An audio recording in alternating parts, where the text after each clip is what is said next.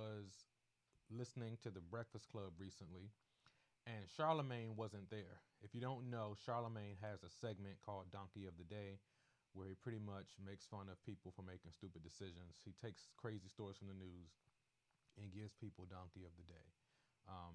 And there's a little bit of a moral of the story to it at the end sometimes. So he wasn't on the show that day. So the other two hosts, DJ Envy and Angela Yee, gave it over to the audience to let them give out the Donkey of the Day. I was listening to it and I thought, wow, did that just happen on the radio? So here's what I heard. Hello, who's this? Hi, this is Karen. I'm from Ohio. Oh boy, Karen. Another Karen on the line. Oh, I'm not one of them kind. I'm just messing with you, Karen. Go ahead. Who you want to give donkey to? I want to give my donkey to Kevin Samuel. Can I tell you why? Woo. Sure, go ahead. Yes. I think that he openly degrades black women, and he preys on their insecurities that have been given to them in previous relationships and their naiveness. And come on, he gave Saweetie a 6. Dr. Umar spoke on him on all that. He deserves donkey of the day. Yeah, I think he's lame. I do think he's lame. I mean, what age are we where we're rating women and rating people? I mean, he's a grown-ass man. He's 50 years old. But the thing I don't understand and is... who are you? That's the thing. But the thing is, which I don't understand is, why do women keep going to him? Like, that's what I don't understand. Like I said, he plays on their insecurities that they've been given in previous relationships and their naiveness. Yeah, because he looks about... It seems like he hates women. I don't know. Yeah, it does. I mean, he used to hang around the Hermes store and try to get clientele, just to try to get people. And he used to wear, dress up and stand outside the stores and try to talk to people. I've seen him actually a couple of times. It's funny. But in Atlanta. But, I mean, I don't know why women still go to him. Back up.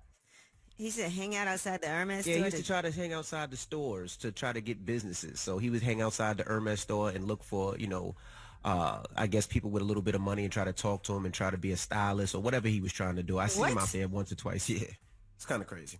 That's weird. My salesperson from the Hermes store had to remind me, like, you don't remember him? He was the one that was outside the store. I'm like, that was him. Yeah, but he's lame. I don't respect the fact that he sits there and rates women. Oh, this one's a 2 and this one's a 4, and Ma, you look ugly. Ma, you're fat. Like, it's just it's a woman must have hurt him. I don't know. Maybe it was his mother. Maybe it was his girl, his wife. So a woman definitely. Or maybe hurt he him. just doesn't like women. Or maybe he likes men.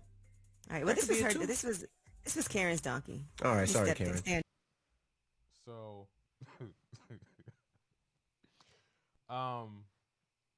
I didn't expect that to go left on the radio the way it did.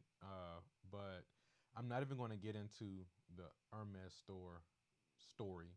But I do think there's some things we can discuss from here. So first off, I'm not going to get into the whole speculation about is Kevin Samuels gay, so on and so forth. I will say he's addressed that before, right? He has a show about that, Kevin, on his page. So he's responded to those critiques or whatever. Being balanced here, being real, I do think that is something that I've seen historically that women throw out to discredit men that they don't like or have an issue with, because they know that in our community, as much as we look at the culture as so progressive on sexuality, women and other men know that a way to undercut a straight black man is to accuse him of being gay. So we know that that's a real thing, right? So let's not skip past that. Like I said, Kevin's addressed that, and I don't think it's right to jump to that to discredit someone. And the thing is, even if he is or was or whatever the case may be, the argument is what the argument is. So whatever points he's making is what they're making. So a gay man can give good advice or guidance or wisdom on relationships to women or to men. Information is information. The messenger doesn't really matter. A lot of times we get caught up in the messenger, but that's neither here nor there. I've spoken on some of his content before. I do think actually a lot of it is helpful. My critiques come in with other things like just the whole cheating thing and considering relationships from the perspective of not just value, but morals, character, and longevity and healthiness. So I focus more on those categories, but I can say, he has helpful things. So I don't want to completely undercut him as many others attempt to. But I do have some concerns with some of the points being raised and the reasoning behind it. So that's that. But my focus isn't really him, as I know that I could go down that road because that does get a lot of attention. He's the talk of the town on social media, so I'm not even breaking any new information here. This man's platform has grown tremendously, and he's the talk of the town on not just Black Twitter, but in several other platforms. And you see women and men posting different pictures of him saying, "Is this your king?" questioning his sexuality and things of that nature. That's a big, wide open conversation that a lot of people are having. So I don't feel like I'm touching on anything new here. But I do think the way that just went down on the Breakfast Club, that was a shocking to me. So I'm sure there may be some blowback from that. But it does raise a point that I wanted to get to in terms of uh, this back and forth between black men and women. Uh, so, hi, my name is Malik Blade, and I'm the CEO of the Whole Brother Mission. May is Mental Health Awareness Month. We're a nonprofit offering men assisted access to counseling and therapy nationwide, and we cover fees where needed. Women can receive referrals too. We have a goal of $31,000 by May 31st. Previous donors include Charlamagne, the God of the Breakfast Club, and Judge Lynn Toller of Marriage Boot Camp and Divorce Court. You can learn more at the GoFundMe button on our website homepage at wholebrothermission.com.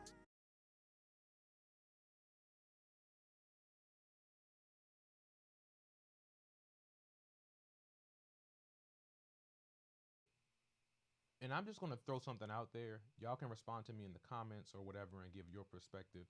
But I'm just going to throw something out there.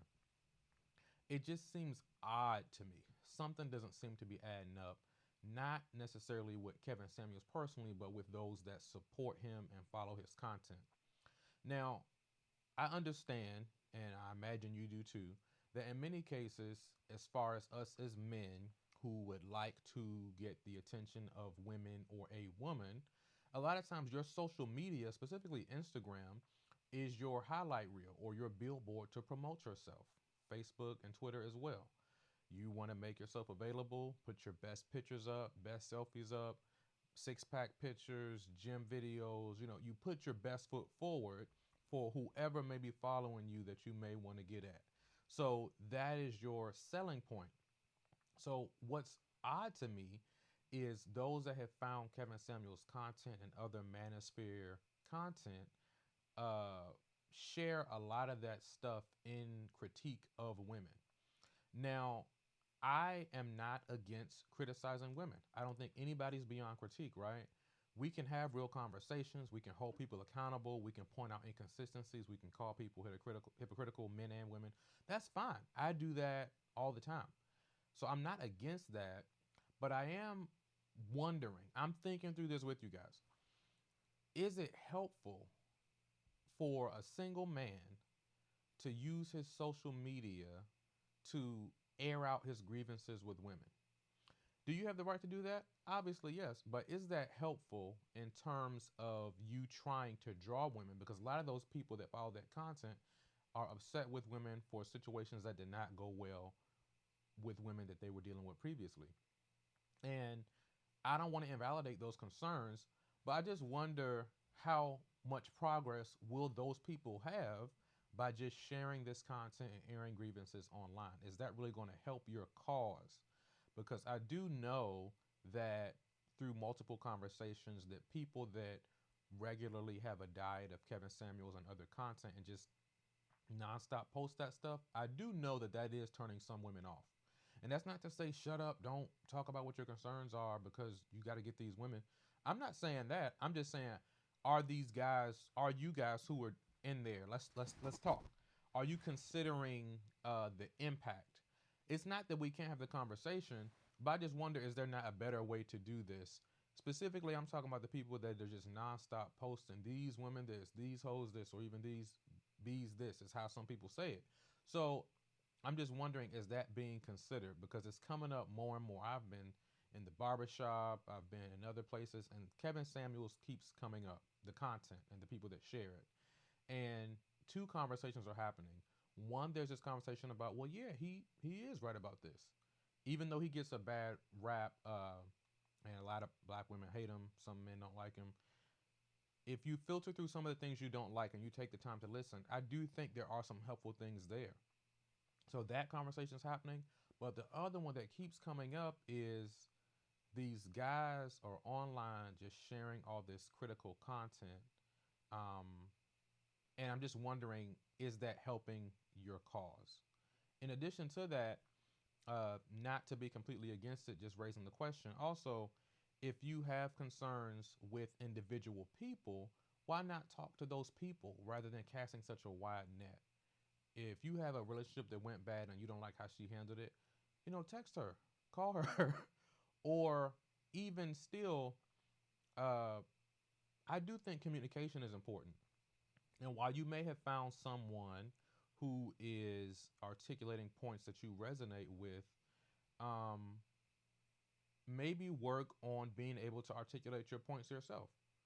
I know that I personally get frustrated with people who can't talk. Um, I'm a words person. So if you can only communicate through memes or what somebody else said, and it's like, just spit it out. If you got something to say, you say it. And maybe even if you can't articulate yourself the way he does, but you're trying to make the point that Kevin made, send that to that person and then open up that dialogue. But I just wanted guys to consider, is reposting this content, airing grievances regularly on social media, helping you or hurting you? Let me know.